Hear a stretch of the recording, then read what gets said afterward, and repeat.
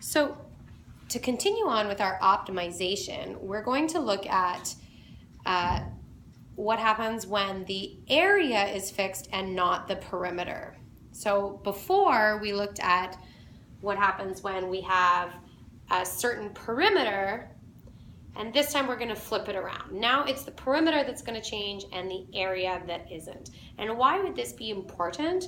Well, a lot of times when we have a certain area, we need to enclose it, and the materials we use to enclose things like fencing or decorative stones or pavement, they all cost money. So within a certain parameter, we want to try and minimize or use the least amount of fencing possible. So right now we're going to minimize the perimeter of a rectangle with an area of 24 meters squared. So let's just refresh our formulas. Area is length times width. Perimeter is 2L plus 2W. Now, instead of using the perimeter formula to find our unknown variables, we're going to use the area formula. So let me show you how that's going to work. We're going to once again use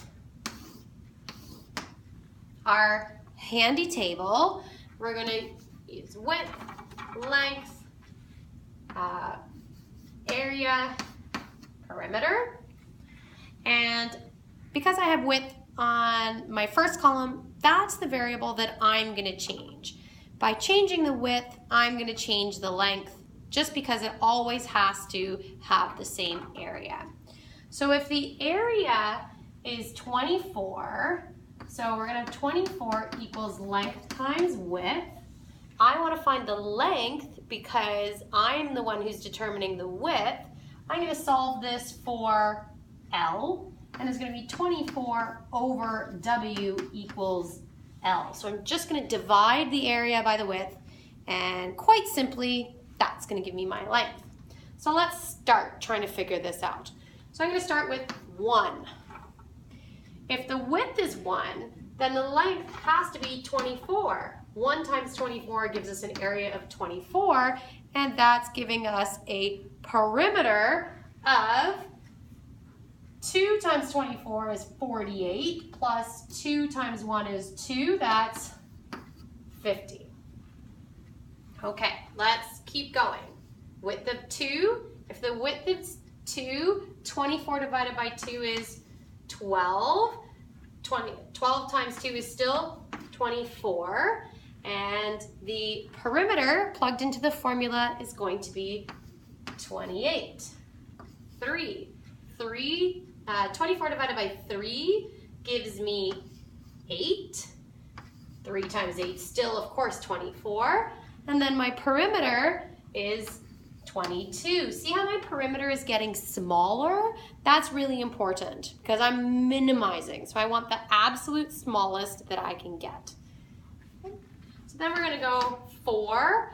4 divided by 24 is 6.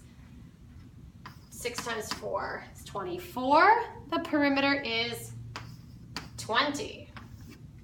I'm still going down. I haven't found my minimum yet. I'm going to try 5.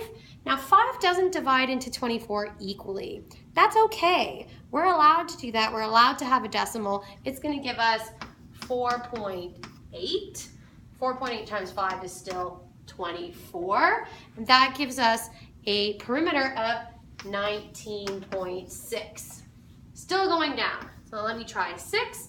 6, 4. 6 times 4 is 24. And I'm going to go back to 20. Okay, so now I've turned the corner. See, I was going down. I got to my minimum and I started back up again. That's my minimum, and it's right here. Okay? So my answer is my dimensions, that's really important, are 5 meters by 4.8 meters with a perimeter of 19.6 meters. That's the minimum, and that's my answer.